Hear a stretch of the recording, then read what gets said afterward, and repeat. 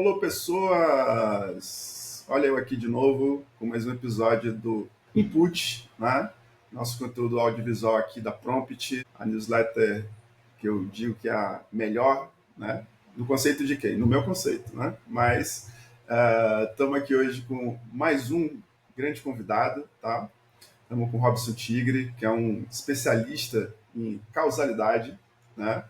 E ele vai explicar para a gente tudo sobre o que a gente pode falar e discutir sobre, né, inferência causal e como isso se reverbera na inteligência artificial, na ciência de dados. E ele está aqui, como eu sempre digo, Robson, eu uso sempre uma frase de Caetano, que Caetano disse que cada um sabe a dor e a delícia de ser quem é. Então eu vou deixar você se apresentar, porque não tem pessoa melhor no mundo do que você para fazer essa apresentação. Obrigado. Primeiro, obrigado pelo convite. A gente já vem interagindo aí nas redes sociais há um tempo. Descobrimos que somos conterrâneos. Já marcamos uma cerveja aqui com uma semana para frente. Bem, eu sou economista de formação, né? Fiz faculdade, graduação, mestrado, doutorado, tudo em economia. E dentro dessa área não existia para nós ali na Universidade Federal de Pernambuco esse termo cientista de dados, né? Então, eu me afeiçoei mais pela área de estatística e econometria e comecei a trabalhar com isso e fui desembocar no que se chama ciência de dados usando ferramentas muito parecidas com aquelas que aprendi na faculdade. Assim. Então, tive uma trajetória acadêmica aí de ser professor de universidade e depois de alguns anos decidi ir para o mercado trabalhar nessa arte de medir efeitos de intervenção, né? Que sim, as pessoas chamam de mensuração de lift, marketing, avaliação de impacto quando está falando de políticas públicas, inferência causal aí nas redes sociais é o nome mais de hype depois de AI. Então tem vários nomes para a mesma coisa, né? Quando você fala teste AB, experimentação, são ferramentas dentro de inferência causal. Acho que todo Que, mundo sabe um pouquinho de inferência causal no fim do dia. que quer responder a mesma pergunta, né? Que é que diabo foi que aconteceu, né? É isso aí. Basicamente é como seria o mundo se eu mudasse uma pequena parte dele, né? Como é que esse sistema mudaria? Como é que essas pessoas reagiriam? Então é basicamente uma arte e ciência aí. Vou falar um pouco de arte porque tem muito, não tem um método claro de como chegar lá e de como defender o que você encontrou. Então ainda requer muita manualidade hoje em dia e acho que a gente vai falar sobre automação, AI, com inferência causal mais para frente. Mas acho que é Vamos, um tópico desafiador, assim, juntar essas duas coisas no momento em que a gente está agora. massa. Deixa eu te fazer uma pergunta que eu sempre faço assim, para as pessoas que vêm para cá para conversar comigo no Input. Cara, por que economia?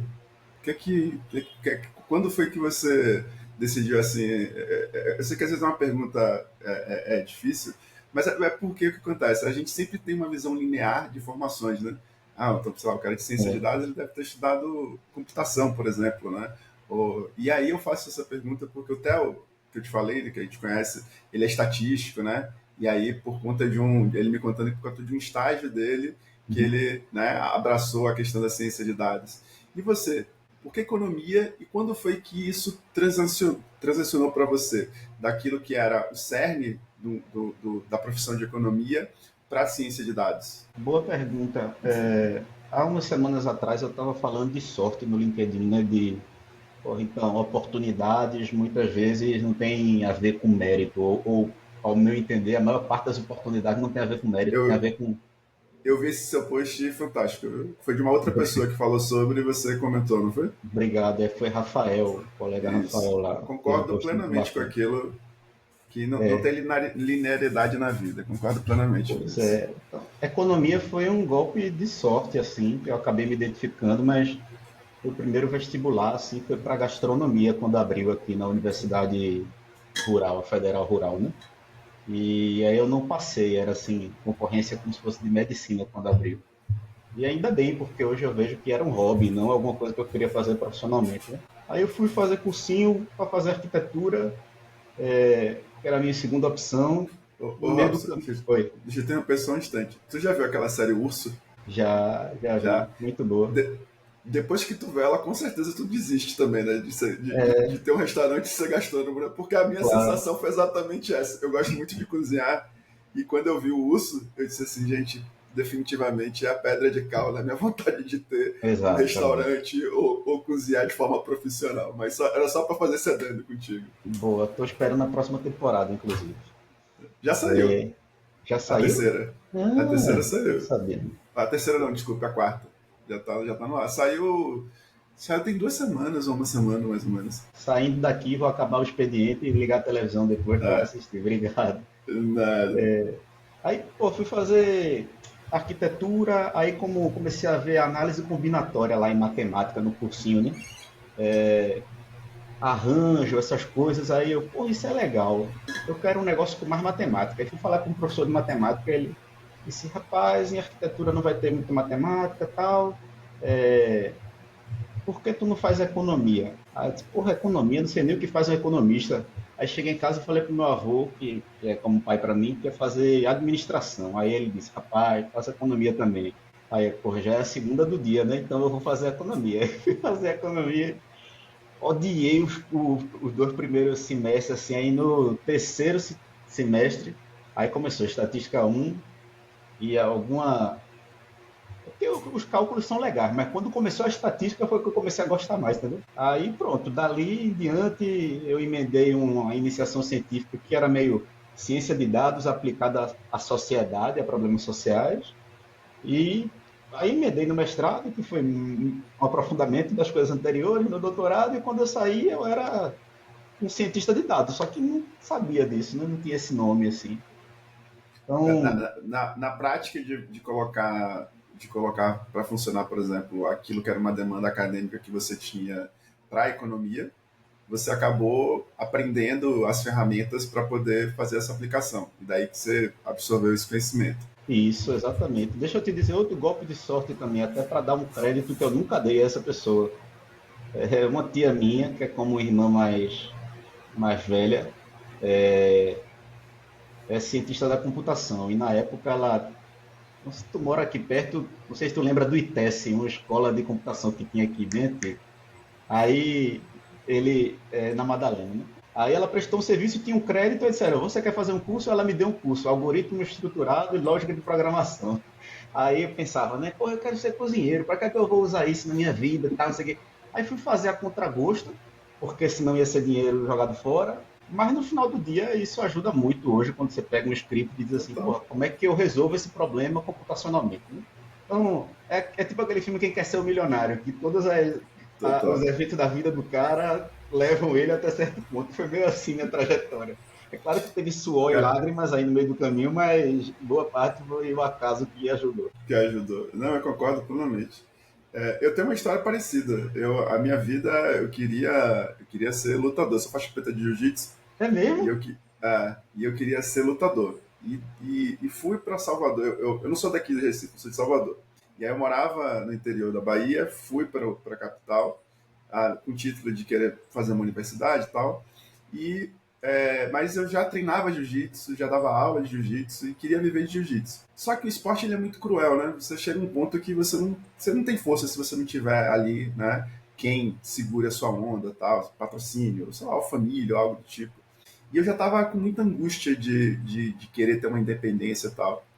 E aí eu abri uma revista Infoexame. E essa revista Infoexame, ela abriu a minha mente. Eu já gostava de computador, já tinha. Né, me lembro que a primeira vez que já passei dos 40, então eu tenho umas coisas aqui bem de velho mesmo, tá? Eu me lembro quando o Ball lançou, que ele lançou uma propaganda dizendo que você podia fazer sua caixa de e-mail. E durante muito tempo meu e-mail foi bruno@bol.com.br.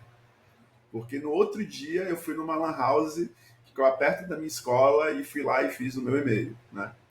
Então eu já Saquei. tinha essa similaridade e aí eu fiz isso, disse, pô, eu vou fazer um curso no Senai. E aí fui fazer um curso no Senai de hardware, depois eu fiz um de redes, depois eu fiz um de roteadores, né, essa parte mais de infraestrutura ligada à TI, e depois disso eu virei professor do Senai. porque eu estudava tanto e ficava pentelhando tanto lá no Senai, que a turma chegou assim e falou assim, bicho, eu só preciso saber se você tem capacidade pedagógica. Conhecimento você tem, você já me provou que tem. E aí o coordenador pedagógico da época, ele fez um teste comigo e falou, não, você tá ótimo. E aí eu comecei isso. E aí, de novo, essas coisas que você falou, né, que são, né, aleatórias às vezes e golpes de sorte que vão. E depois disso, as oportunidades que foram acontecendo comigo foram, óbvio, fruto do meu estudo e do meu conhecimento, mas muito também desses golpes de sorte que foram acontecendo, de pessoas que conheciam pessoas e que falavam de mim, enfim, né, coisas desse tipo. Né? Então a gente tem histórias parecidas com esses golpes de sorte. Né? E essa coisa que você falou sobre ter estudado lógica e isso ter te ajudado no conhecimento posterior, é uma coisa que eu sempre falo, cara. As pessoas ficam às vezes assustadas com o lance da inteligência artificial e desse uso excessivo, mas eu falo isso todo dia, por exemplo, com os analistas que trabalham comigo, né?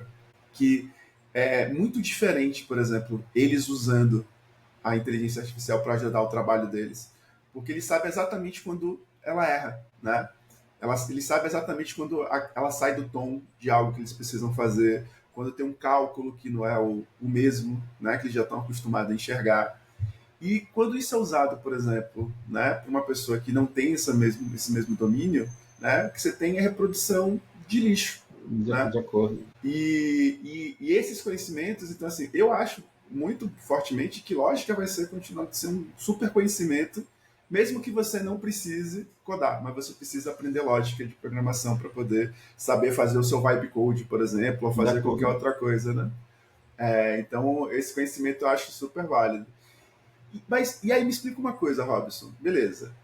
Quando é que foi que você encontrou a ciência de dados dentro do seu curso de economia? O que é que você precisou fazer? Que aí, assim, bicho, eu preciso aprender, sei lá, Python, R, não sei, a ferramenta que você optou. Você já me disse que gosta de estatística, que gostava da área de probabilidade e tal. Foi por conta disso? Como é que você se encontra ali para meter a mão na massa e desenvolver algo a partir desse conhecimento? Boa. Então, eu vou te dizer especificamente isso. As disciplinas de estatística eram muito conceituais, né? Era ler um livro, faz a lista de exercícios e faz a prova. Então, isso não é ciência de dados, isso é um treinamento, adestramento, caso você só esteja replicando, não esteja aprendendo. Só que na iniciação científica foi quando eu digo assim, felizmente para mim, mas infelizmente para os colegas da época, porque isso era para ser disseminado, não era só para o cara que consegue ou tem interesse em uma iniciação científica, um PIBIC, que era para ser para todo mundo numa disciplina, né? Na iniciação científica eu tenho que responder uma pergunta: qual é o perfil da galera que decide fumar no Brasil, né? Usando a PNAD, Pesquisa Nacional para Amostra de Domicílios.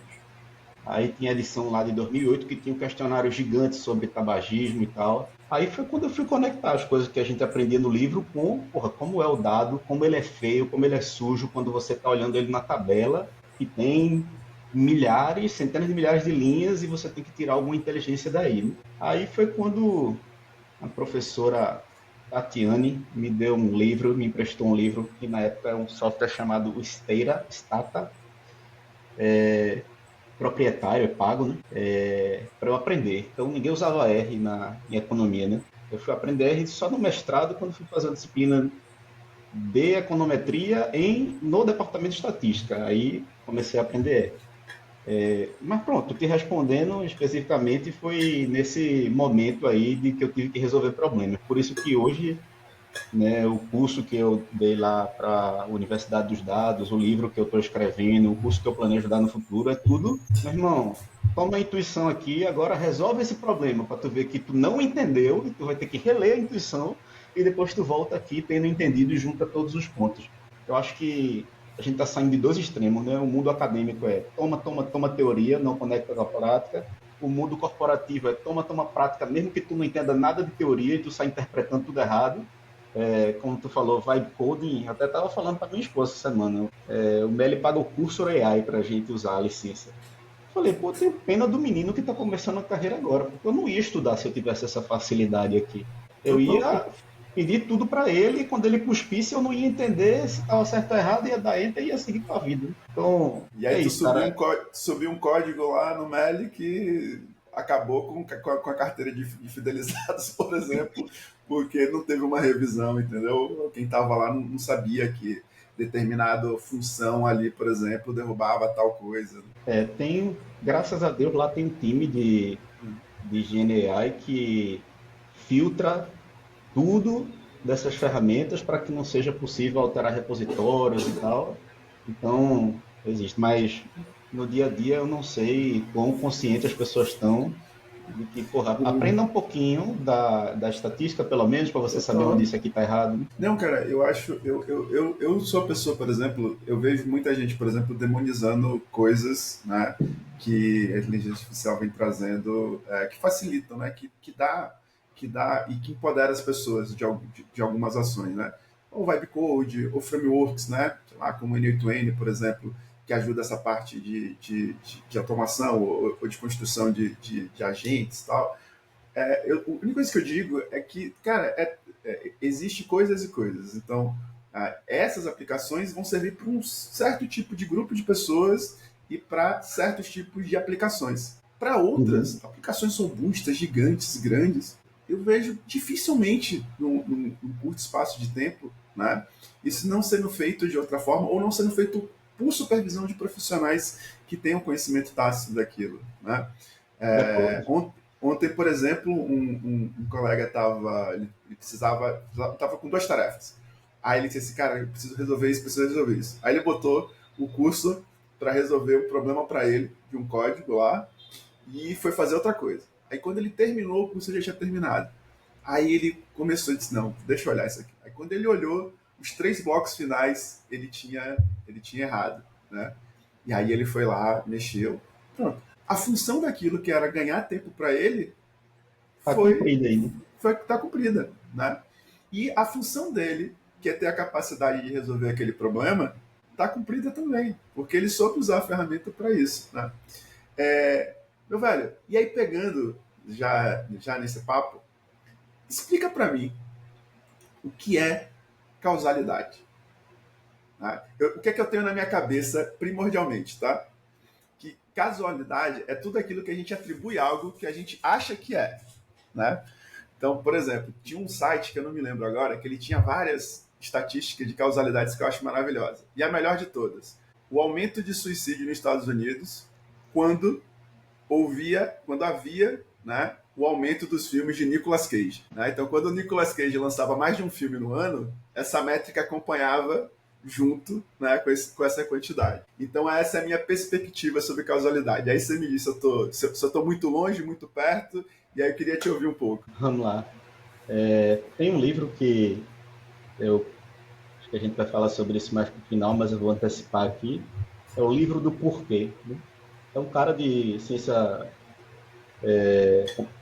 da computação, que ele tem uma visão diferente da causalidade dos economistas, mas ele está tentando trazer definições de causalidade para pessoas que não necessariamente têm treinamento em estatística, em econometria. E aí ele fala assim, eu não vou me atrever a definir o que é causalidade.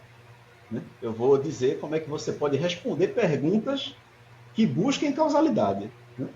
Então, Boa. se esse cara aí que ganhou o prêmio Turing com o livro, ele não quer Ele responder o que é disse causalidade, não vou ser eu que vou responder. Mas veja, existem diversas visões do que é causalidade, dentro da filosofia, dentro da economia, dentro da ciência da computação, mas geralmente medir como uma coisa, né, ao mudar de estado, ela aumenta ou diminui a probabilidade de outra coisa mudar de estado também.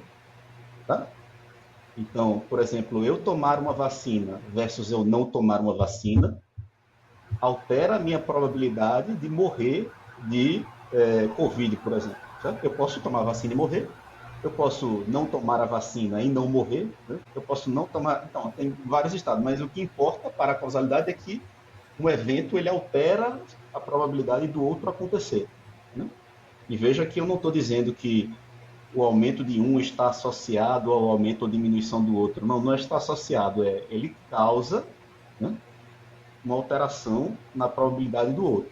E aí existem alguns requisitos para isso. Né? O evento causa, ele tem que acontecer antes do evento efeito, ou no máximo simultaneamente. Né?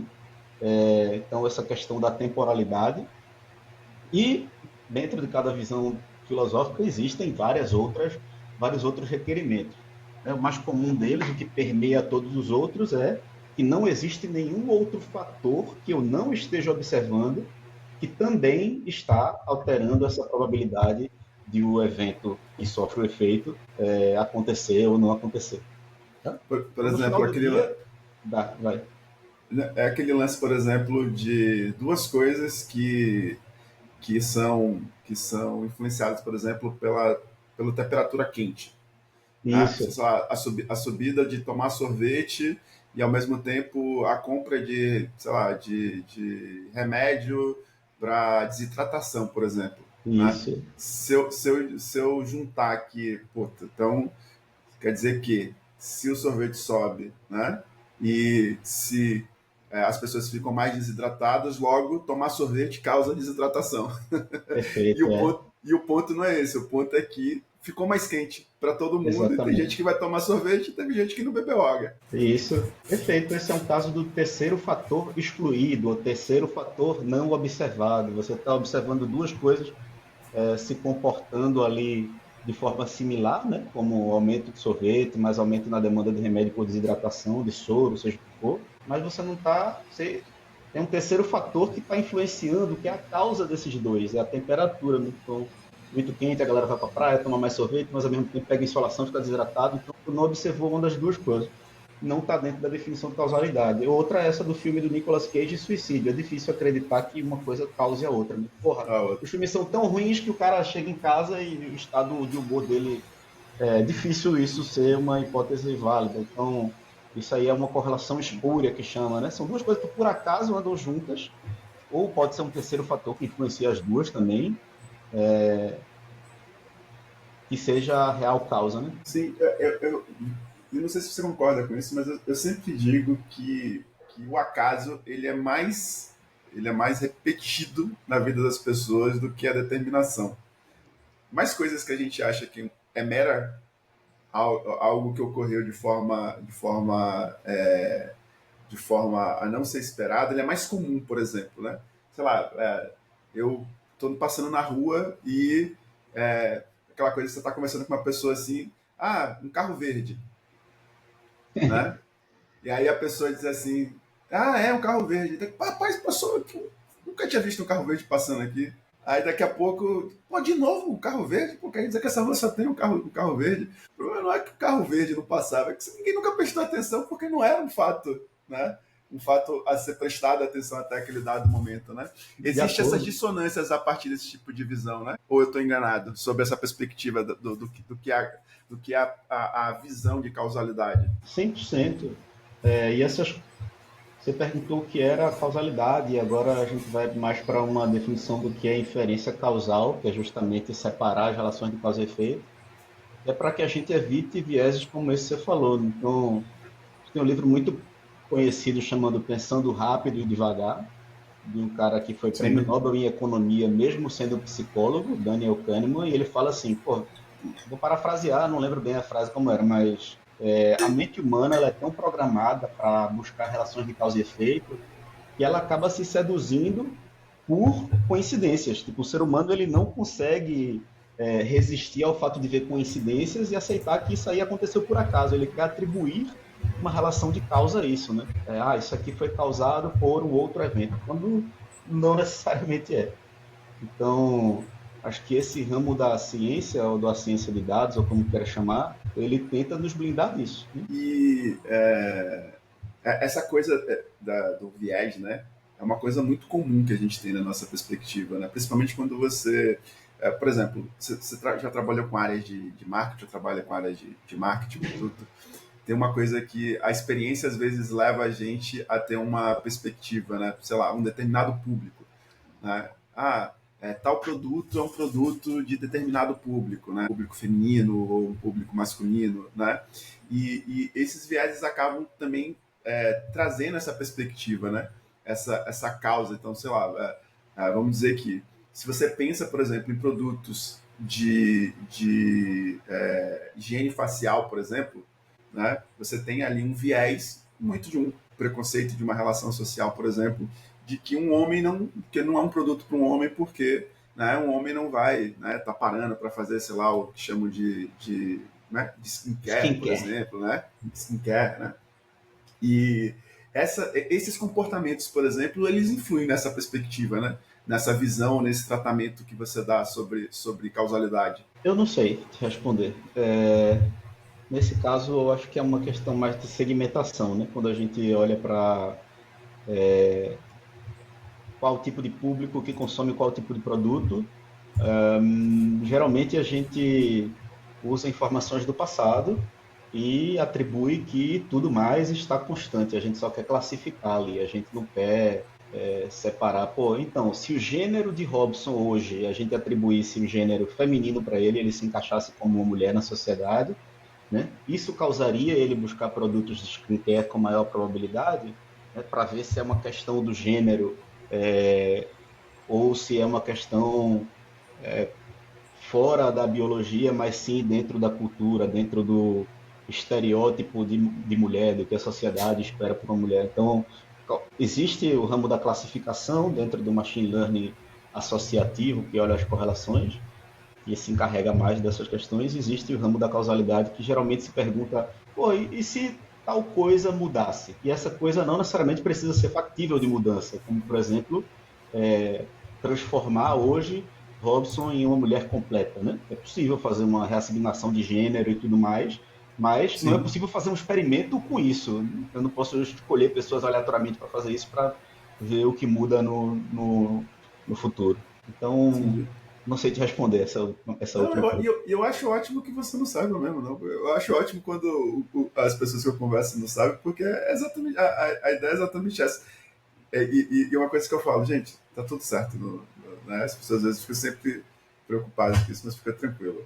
Me diz uma coisa, como é que constrói um experimento para aplicar a inferência? Me dá um exemplo de como você, ou no seu dia a dia, ou nos projetos que você participou, como é que modela isso? Né? Como é que traz todos esses conceitos que a gente estava conversando aqui para modelar algo que gere um produto, por exemplo, que gere um impacto, né, de receita, né, ou de melhoria, ou algo do tipo? É muito simples, o passo a passo.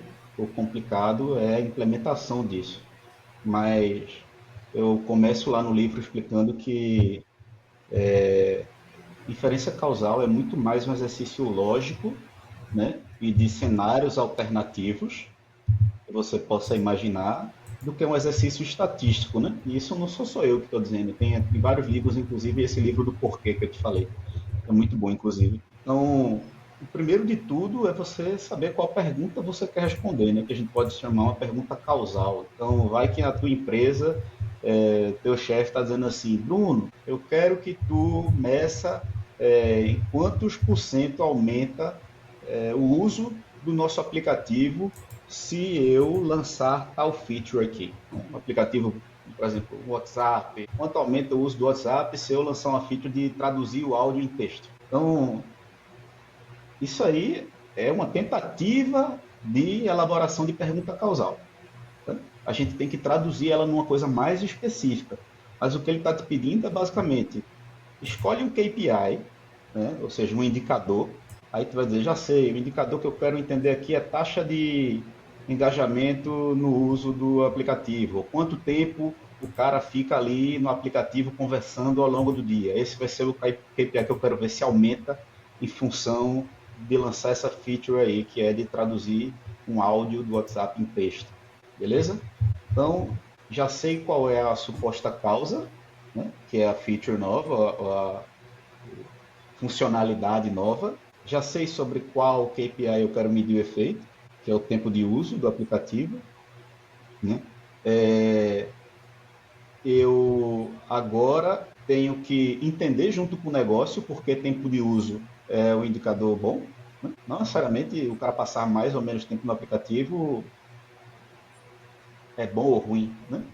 Por Uhum. exemplo, se eu faço uma página muito mais confusa, o cara vai passar mais tempo navegando nessa página, mas a experiência dele vai ser pior. Então, a gente também não pode ter essa prior, essa crença anterior sobre o que é bom e o que é ruim. Então tem que validar se essa pergunta tem sentido, se o KPI que eu quero medir é esse mesmo. Será que não vale mais a pena eu analisar, sei lá, receita gerada ou a quantidade de transações que são feitas entre pares de pessoas conversando? Uma vez que você criou essa pergunta, validou que ela tem sentido para o negócio, né? Aí você vai definir o recorte. Tudo tem um recorte. Né? Se você disser assim, eu quero medir um recorte temporal de 10 anos. 10 anos é um recorte longo, mas é. Se eu disser, não, eu quero medir para o próximo mês, para os próximos 30 dias, também é um recorte. Né? Eu quero medir para todo o Brasil ou eu quero medir para regiões específicas do Brasil? Eu quero medir para todos os segmentos de usuários, o cara que usa o WhatsApp uma vez por mês ou o cara que usa todos os dias, ou eu quero medir para um segmento específico? Então, a gente passou aí, recapitulando, definir uma pergunta, né? Ver qual é a causa, qual é a variável sobre a qual eu quero medir o efeito, né? Validar isso junto com o negócio se tem sentido, definir temporalidade, regionalidade e segmentação dos usuários que vão fazer parte da minha amostra. E existe um negócio que é basicamente definir a métrica causal desejada. Tá? Porque, veja, você pode ter em mente muito claro como mede isso, mas eu vou trazer uma sutileza aqui que vai te mostrar que não é tão claro. Se eu pego 200 milhões de brasileiros, vamos botar, sei lá, que 100 milhões usam o WhatsApp. Eu posso dividir em 50 milhões e atribuir ao grupo que recebe essa feature, essa funcionalidade, e os outros 50 milhões não recebem, aleatoriamente, certo? É assim que as pessoas geralmente pensam no teste AB, no experimento. Mas aí vê, eu quero medir o efeito de ofertar a essas pessoas a funcionalidade, os 50 milhões contra os 50 milhões, ou eu quero medir o efeito do cara ter usado essa funcionalidade? Porque dos 50 milhões que podem usar, nem todos vão usar de fato, né? Vamos dizer que 10 milhões usam. Então Vamos essas se adaptar sutilezas... àquela feature, né? Isso. Então essas sutilezas de... Porra, é o efeito sobre todo mundo que recebeu a possibilidade de usar ou é feito sobre a galera que realmente usou? A depender da pergunta que tu quer responder, ou uma ou outra vai ser a melhor escolha. E por último, é a parte de estimação, que é você obter uma estimativa desse efeito, e inferência estatística, que é basicamente ver se esse efeito é estatisticamente significante. Ficou muito confuso? Quer recapitule ou Não, deu para entender tudo certo? eu entendi tudo. Eu acho que você foi extremamente didático. Isso, por Valeu. sinal, nunca, pelo aquilo que eu já tinha estudado e as coisas que eu tinha lido sobre, nunca ficou para mim tão claro em poucos minutos você me mostrando Fico feliz. esses 5 pontos. É. E a gente fazer uma pergunta: quanto dessa experimentação, por exemplo, tem o teste AB como parâmetro? Isso é uma discussão muito confusa para mim, né? Eu vou citar um nome, que é o, não sei se estou pronunciando corretamente, Ron Kohavi, que é, ou Ron Kohavi, não sei como falam dele, mas tipo, é um cara de referência hoje do mercado sobre testes AB. Aí existe um outro cara que ele mete o pau em todo mundo e fala que o que esse Ron faz está errado e teste AB não é experimento. Para mim, o teste AB ele é um subconjunto da experimentação aleatorizada, entendeu?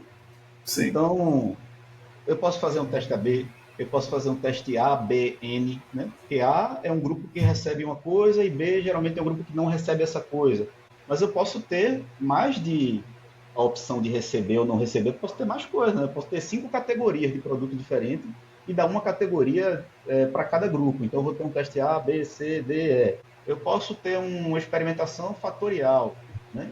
Que aí eu pego combinações de tratamentos. Sei lá, um cara recebeu o tratamento ABC, o outro recebeu o DUE, e eu vou vendo como essas coisas interagem.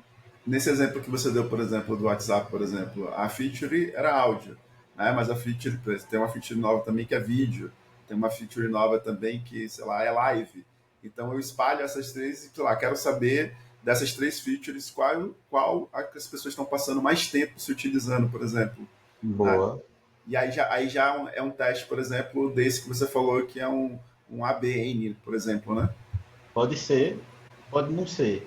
Depende do quão coordenadas estão as equipes nessa empresa. Porque, por exemplo, dos 100 milhões que eu te trouxe no primeiro exemplo, pode ser que a equipe de vídeo pegue 200 mil caras para fazer um experimento de vídeo, só de vídeo, sem mais nada.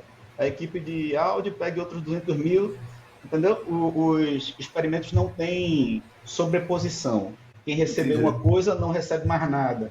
Então pode ser vários testes AB, ou se tiver muita coisa rolando ao mesmo tempo, pode ser esse experimento fatorial, que eu tenho várias interações. E quando você tem um cenário desse, Robson, como é que isso se converge? Qual cenário exatamente? Esse cenário que você falou, por exemplo, eu tenho várias equipes, eu tenho várias features de diversos departamentos, como é que eu coordeno isso para que isso converja num aprendizado e num conhecimento único? Essa aí é a pergunta que De US$ 1 milhão. eu vou ficar muito feliz se um dia alguém me contratar para responder, mas antes eu vou ter que estudar bastante. O caso que eu conheço de literatura, né, não conheço pessoalmente, é o Booking.com, acho que muita gente já usou para reservar hotel e tudo mais. Eles têm uma plataforma de experimentação. Plataforma de experimentação é um nome chique para um front que você coloca alguns parâmetros do que você quer experimentar. Esse livro é excelente, inclusive. É isso que eu ia te mostrar. Eu gosto muito dele e ele fala muito sobre o Booking. Isso. Eu acho que foi nesse livro, então, que eu li, que eu também tenho ele. E um back que vai fazer toda essa parada que eu te falei de implementar as coisas, medir a diferença de métrica e tal, e jogar no front de volta uma medida e um p-valor. Tipo, o efeito é esse, foi estaticamente significante ou não. E aí eles têm tudo isso meio que no repositório do saber, né? Disponível ali para todo mundo. A maior parte das empresas não tem isso. Então, muitas vezes, né, você lança um experimento, você quer lançar um experimento e um outro time lá na frente fica sabendo e diz, não, pô, a gente já experimentou isso. Ou, não, isso aí vai destruir o experimento de fulano de tal. Então, essa coordenação é difícil, mas, veja, quando a gente quer lançar uma feature, eu não trabalho com isso no Mercado Livre, o que eu trabalho mais é comunicações. Quando a gente quer lançar uma comunicação, um e-mail, um push, uma tela que vai aparecer para você, um banner, a gente tem que propor que o time responsável por comunicações envie isso. Então esse time ele está sabendo de tudo que está rolando em termos de experimento que afeta comunicações. Então ele vai te dizer, Robson, eu não posso fazer isso esse mês, porque um time lá no México já está fazendo isso aqui e vai interferir no teu experimento. Então, tem esses guardiões informais da ordem dos experimentos aí, entendeu? Entendi. Cara, e aí me conta uma coisa, como é que a IA, né? E aí a IA das suas mais diferentes formas, né? Ela tem impactado ou ela tem influenciado, ou como você enxerga o processo da IA hoje dentro dessa visão ou sobre os estudos, né? Das diferenças e tal. Como é que você pode falar para mim sobre essa sua perspectiva, né? Vou te dizer, a gente estava conversando aqui antes do podcast sobre como as coisas saem de um ponto fundamental até os LLMs, né? Então, veja, Isso. saindo do ponto fundamental da nossa área, em economia, pelo menos, voltado à econometria, você vê que o modelinho mais simples é um método de mínimos quadrados ordinários em que uma única variável x tenta explicar uma variável y. Aí você vai andando para coisas mais sofisticadas, você pode chegar em métodos que tem um nome bem chique também, como Double Machine Learning. Você pode chegar, mas essas coisas, elas vêm de um mesmo fundamento, entendeu? E para essas coisas gerarem um entendimento de causalidade, elas precisam respeitar algumas condições que não existem tão facilmente na natureza. Um experimento é o quê? É você controlar a natureza para que uma coisa varie em um grupo e não varie no outro, para você medir o que é que aconteceu entre os dois. Você está controlando a natureza.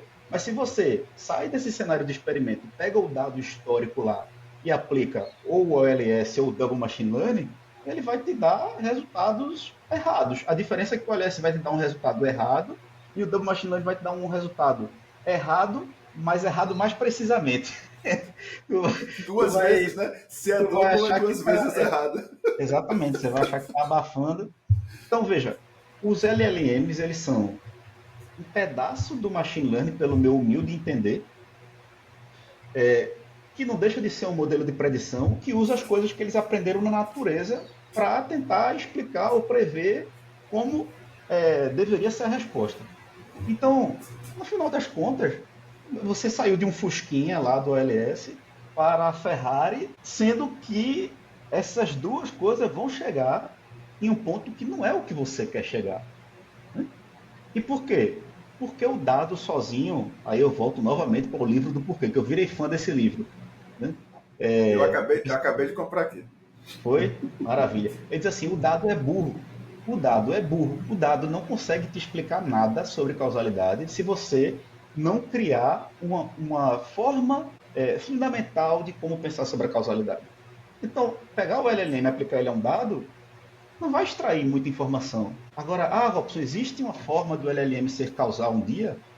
Aí eu não sei como você posta, se posta links depois, mas tem um Posto, artigo aqui, um posto sim. cara Pode tem me um livro mandar que eu chamado posto.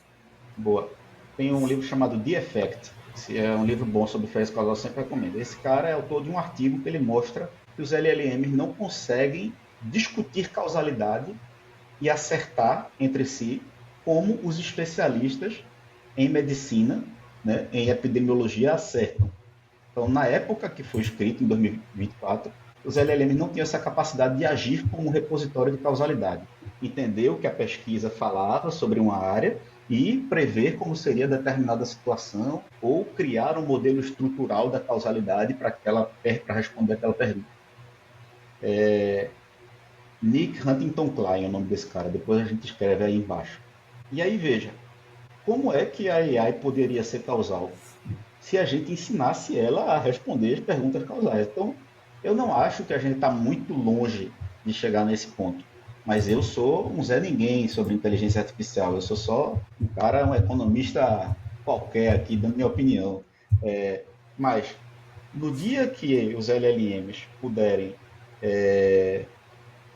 ser treinados sobre modelos estruturais de causalidade para responder perguntas específicas, eu acho que eles vão fazer isso muito bem. Por exemplo, se eu entendo como funcionam as relações de causa e efeito no mercado livre, porque eu estudei isso como um ser humano inteligível e tudo mais, inteligente e tudo mais, e eu jogo essa estrutura de como as coisas se relacionam dentro do LLM para ele poder fazer previsões no futuro, isso vai funcionar.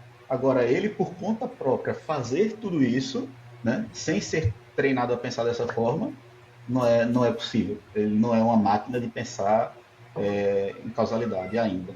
Mas vai chegar esse dia em que eu vou estar obsoleto para ser um cara especializado em inferência causal. Não, eu acho que quando esse dia chegar, acho que a gente vai estar obsoleto um monte de coisa. Eu também vou estar obsoleto com um pouco menos disso. Mas eu ainda acredito que ainda tem muita água para passar debaixo dessa ponte aí, né? Deus te ouça. Eu confesso para você que eu não sou muito adepto do marketing, né, dos poderosos, dos grandes lá do Vale do Silício sobre esses princípios todos de agiar e seus afins e dessa inteligência soberana ou superinteligência. Confesso que eu ainda sou meio cético e muitas vezes sobre isso. Acho que o próprio LLM ele ainda precisa. Eu acho que a tecnologia de LLM eu acho que ela não vai responder isso, né? Estou vendo o pessoal do Google fazendo teste aí com difusão. Eu acho que é uma tecnologia que mesclada com outras pode gerar outros tipos de impacto e tudo. Mas concordo muito com o que você falou. E Robson, diz uma coisa. O que é que você enxerga como tendência sobre essa perspectiva, né, da ciência assim, sobre a inferência causal, por exemplo, aplicada a um negócio? Como é que você enxerga que isso está chegando nas empresas ou como está sendo abraçado isso como resultado de negócio? Não dá para fugir disso. Eu tenho o clube dos acadêmicos, né, aqui fazendo mestrado, doutorado, tal, ele é muito elitista, né? Então ele usa coisas como, não sei se você usou o LaTeX, que é aquela plataforma de escrever documentos, é um negócio super complicado que tu tem que Usei uma escrever. vez. É, pronto. Aí meio que a academia adota umas coisas super complicadas para você fazer parte de um clube seleto de pessoas que sabem fazer aquilo e você reconhece no outro, o outro reconhece você, e é assim, né? Aí veja, os acadêmicos achavam que a inferência causal era uma coisa da academia. E a Amazon mudou isso, né, nas últimas 2 décadas, contratando muitos economistas. Hoje, inclusive, eles têm um programa de pegar gente da academia, um dos maiores nomes da brasileiros, mas que já trabalham no exterior do método diferença em diferença, Pedro Santana, ele está emprestado ou temporalmente, como é que se diz? Temporariamente, Temporariamente. Na Amazon, né? E aí outras empresas começaram a perceber, porra, realmente tem todo sentido eu responder essas perguntas do e se, né? E se meu aplicativo fosse de tal jeito? Eu ia conseguir gerar mais vendas ou não? E se minha campanha de marketing fosse lançada dessa outra forma? Né? Esse mundo que a gente chama de contrafactual, como seria o mundo, né? Como reagiriam minhas vendas, como aumentaria minha receita, como não sei o quê, se eu mudasse essa alavanca ou essa outra alavanca. E hoje no Brasil tem empresa 99, é uma dessas empresas, iFood, tem gente assim, Nubank, tem gente assim, né? Aquele livro Causal Inference em Python, né, do Matheus Facuri, esse cara, um colega que trabalhou lá, falou, pô, esse bicho ele revolucionou como a gente estudava as coisas aqui no Nubank. Então, isso está acontecendo no Brasil. E aí eu tenho um colega que diz assim, porra, tu vai ensinar o básico de inferência causal, daqui a pouco meio como se fosse assim, vai ter tanta gente que sabe do tema que o nosso trabalho vai ter o valor reduzido relativamente. Eu penso assim, meu irmão, isso vai acontecer de um jeito ou de outro. Ou eu faço parte, ou eu surfo na crista da Concordo. onda e me conecto com milhares de pessoas no LinkedIn e digo assim, olha, eu estou lançando um livro, bora discutir sobre isso, bora aprender e tal. Ou a galera vai aprender e eu não vou ter ganhado nada com isso, tá ligado? Então, Concordo plenamente. a resposta é, em resumo, é essa, não tem como fugir desse assunto. E é uma coisa que eu falo muito, as pessoas ficam falando muito é, do impacto da IA na produtividade e no trabalho das pessoas e nas posições. Eu falo, gente, olha, eu não digo se vai, é quando vai. Né? Essa é a principal perspectiva que vocês têm que ter. E aí é uma coisa, ou você discute para como isso não te engole e como você faz parte disso, porque não tem volta sobre isso, né? E É isso não é uma verdade. coisa nova para a gente, né? A Revolução Industrial, por exemplo, para mim, a grande prova disso que já ocorreu há mais de 100 anos, entendeu? Né? Que os modos, as formas, os jeitos, né? Socialmente, as nossas dinâmicas foram diferenciadas a partir dali e depois foram ganhando outras estações. A única diferença de hoje é que a gente tem um tempo mais curto, né? Dessas mudanças, desses impactos do que você tinha, né? Em outros tempos. Então, eu concordo plenamente contigo.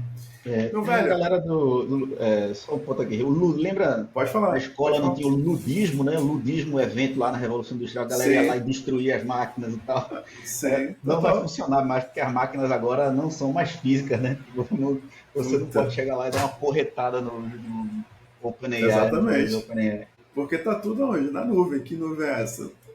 Ou essa que tá aqui, a mais branquinha hoje, né? Que esses dias andou chovendo por aqui, né? Ou tá naquela escurinha ali também que tá passando, ou na cinza que passou aqui do outro lado. Enfim, tá nessa nuvem que a gente não sabe, né? Qual é, aonde é que tá.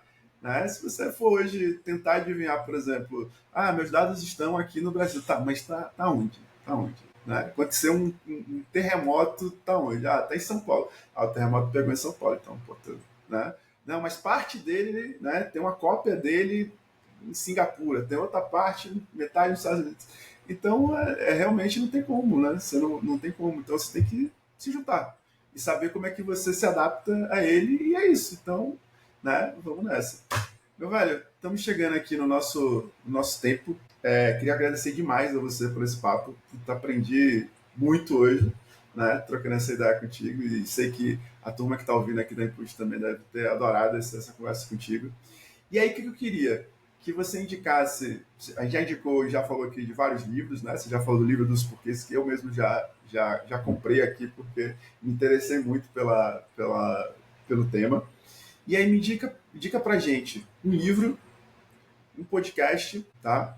E uma newsletter. Pode ser um paper também, um livro, enfim, o que você pode indicar pra gente, né? Para entender mais e melhor sobre inferência causal. Boa. Eu vou indicar mais de um podcast. Eu gosto muito tá anotado aqui, The Data Scientist Show, o nome. Daliana é o nome da apresentadora. E aí eles convidam gente do Uber, do Booking, de várias empresas dessa grande, muitas vezes para falar de experimentação. E tem um outro chamado Causal Bandits, que é de um cara que é bem famoso no LinkedIn, chama Alex Mollak. Então, os dois são sobre causalidade. O livro você já sabe, né? O livro do porquê. Esse que você Porque mostrou também era outro que eu estava pensando em indicar. isso. A cultura da experimentação, gente. O livro, esse livro aqui, Boa. ó. E newsletter eu não uso. Aí eu trouxe a sugestão de uma plataforma chamada New Economics Papers. Tu entra lá, aí tu escolhe um tema, vai ter lá Big Data, Econometrics. Econometrics e Machine Learning são coisas que estão muito relacionadas, para quem não conhece o termo econometria. Então você pode se subscrever para semanalmente receber uma lista dos últimos papers sobre determinado assunto desse, entendeu? Forecasting, Entendi. tem vários temas. Então o que eu faço é, de manhã abro esse e-mail, dou uma lida se tem os títulos, se algum título está relacionado ao que eu faço, e compartilho com o pessoal do Mercado Livre, boto no notebook LM para resumir o paper para mim, porque pô, não vai dar para ler um Ó, paper todo dia. cara, E é isso. eu tô dando parabéns às pessoas que estão lendo esse paper do Mitch sobre o impacto do aprendizado, que é um paper de 285 páginas. E eu até tentei ler, mas confesso que eu não passei da 24ª página. E eu fiz exatamente isso. Eu botei do notebook LM e pedi para ele fazer um resumo para mim entender, né, o que estava discutindo, quais as principais premissas ali do paper e tal. Mas confesso também que eu às vezes não consigo, não. Até pela quantidade de coisa, né? De conteúdo, de coisas que precisam ser feitas e tal. Meu velho, brigadão. Valeu pelo papo. Espero que a gente Agradeço, converse obrigado. de novo. Aquela cerveja está mais do que marcada. E antes do almoço, para a gente ficar pensando melhor, Boa. Muito né? E é isso, meu camarada. Brigadão e valeu. obrigado. Prazer. Gente, você que está escutando a Input, mais uma vez, muito obrigado, né? Logo, logo a gente vai estar com outro convidado aqui, discutindo, conversando, trazendo informação sobre inteligência artificial, sobre ciência de dados. E valeu! Até mais!